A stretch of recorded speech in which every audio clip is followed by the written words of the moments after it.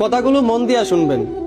গাধাকে যখন সৃষ্টি করা হলো তখন গাধাকে বলা হলো, তোমাকে সকাল থেকে সন্ধ্যা পর্যন্ত প্রচুর পরিশ্রম করতে হবে, সারাদিন পিঠে বোঝা বয়ে বেড়াতে হবে, খেতে পারবে শুধুই ঘাস, তোমার মাথায় কোনো বুদ্ধি থাকবে না, আর তোমার আয়ু দেওয়া হবে 50 বছর। এইটা শুনে গাধা বলল, হে প্রভু, আমাকে 50 বছর না দিয়ে 20 বছর আয়ু দিন, আমি এত বছর বাঁচতে চাই না। সৃষ্টিকর্তা তার এই কথা মঞ্জুর করলেন। তারপর যখন কুকুরকে সৃষ্টি করা হলো তখন কুকুরকে বলা হলো, তুমি হবে মানুষের একজন কাছের বন্ধু, আর তোমার খাবার হবে মানুষের থেকে যাওয়া জুটা খাবার, আর তোমার আয়ু দেওয়া হবে 30 বছর।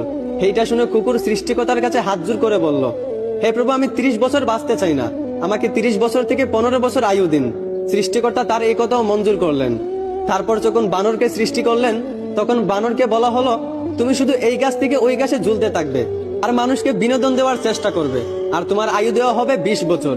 এইটা শুনে বানরও হাত জোর করে সৃষ্টিকর্তার কাছে বলল, হে আল্লাহ, আমাকে 20 বছর না দিয়ে 10 বছর আয়ু দিন, আমি এত বছর বাঁচতে চাই না। সৃষ্টিকর্তা বানরের কথাও মঞ্জুর করলেন।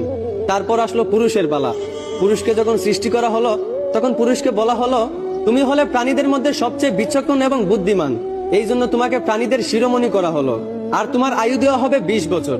এইটা শুনে পুরুষ সৃষ্টিকর্তার কাছে হাত জোর করে বলতে লাগলো, হে প্রভু, 20 বছর আয়ু একদম কম হয়ে যায়, আমি আরো বেশি দিন বাঁচতে চাই, আপনি বরংস গাধায় যে 30 বছর আয়ুটা ফিরিয়ে দিয়েছিল ওই আয়ুটা আমাকে দিয়ে দিন, আর কুকুর 30 বছরের মধ্যে যেই 15 বছর আয়ুটা ফিরিয়ে দিয়েছিল ওই আয়ুটাও আমাকে দিয়ে দিন, এবং বানর 20 বছর থেকে যেই 10 বছর আয়ুটা ফিরিয়ে দিয়েছিল ওই আয়ুটাও আমাকে দিয়ে দিন।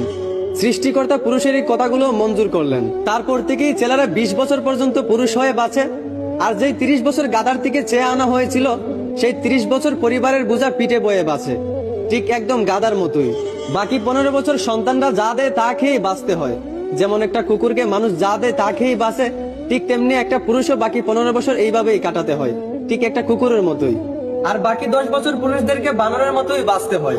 বানর যেমন এক ডাল থেকে আরেক ডালে ঝুলাঝুলি করে এবং মানুষকে বিনোদন দেয়, ঠিক তেমনি পুরুষদেরকেও বাকি 10 বছর বাঁচতে হয়, একবার ওই সন্তানের কাঁধে ঝুলে একবার ওই সন্তানের কাঁধে ঝুলে, এবং নাতিদেরকে বিনোদন দিয়ে এইভাবেই বাকি 10 বছর বাঁচতে হয়।